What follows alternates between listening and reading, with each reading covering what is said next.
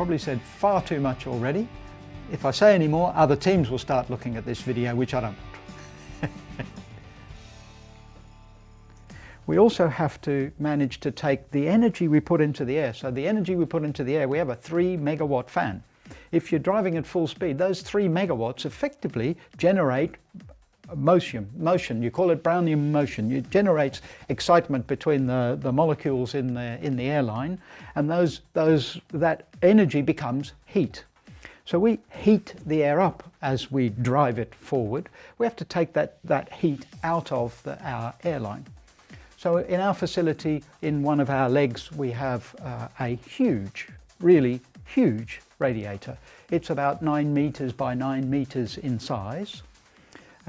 We pump water, cool water, through that radiator as fast as we can pump it, and we regulate the temperature of the water. So we send the air through a radiator. This has an additional benefit.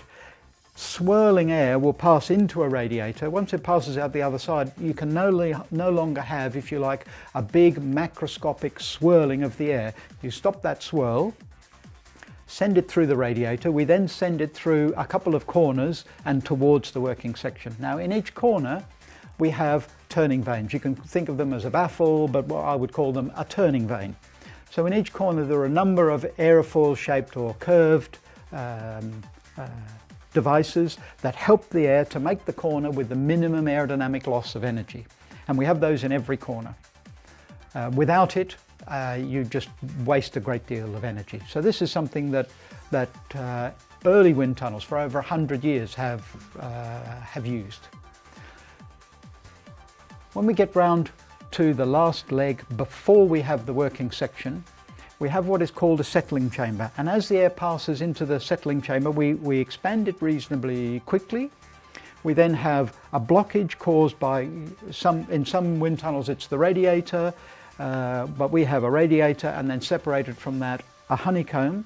And the honeycomb is aligned so that you just see the edge of the material in the direction of airflow, but any remaining swirl in the air is almost entirely eliminated by passing through a rather long series of effectively rather long thin tubes, so that the air, if it's swirling in the working approaching the working section, that swirl is eliminated. So that's the purpose of having a honeycomb.